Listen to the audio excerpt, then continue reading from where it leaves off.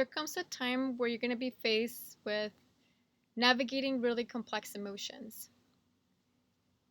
Usually, they come in the form of an earthquake that started, which was like a triggering event or some sort of traumatic experience you had, or just a really difficult situation.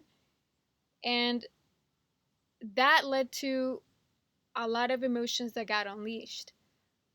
But the thing is that just like a as an earthquake that triggers a tsunami, depending on where you're located, those waves are going to take a while to get to you.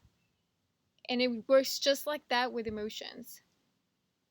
There's a delay in time where that wave is building up and becoming a tsunami.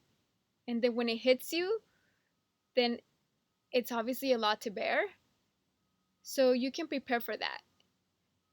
And you can prepare for that by noticing when something had like triggered you or when something felt uncomfortable, and get to a place where you can be safe.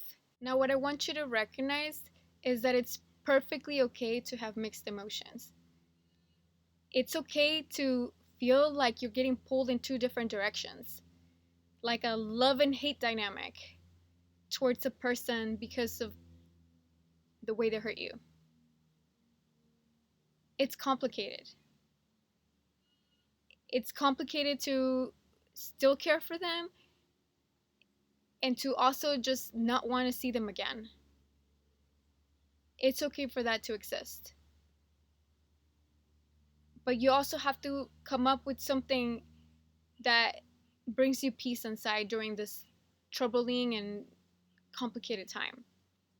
And the way I think about it is, if somebody really, really, really screwed up, if you picture yourself with your email and you know how you have your inbox and you have like archive folders and then you have the trash folder. If somebody really, really, really screwed up and it doesn't make sense to ever see them again, then they can go straight into the trash folder.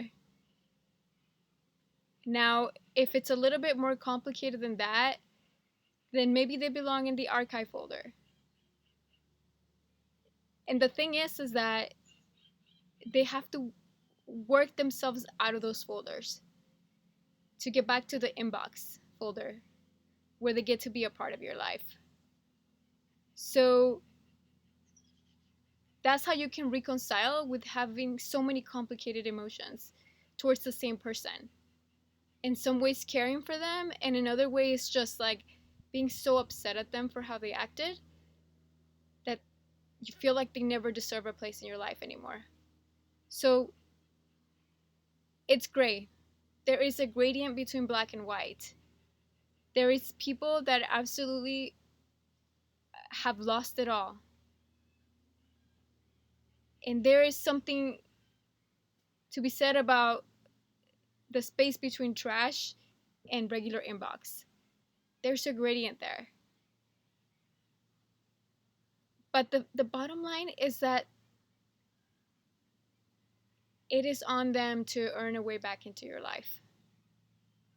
It is on them to invest in their growth and their healing for them to resurface into your inbox.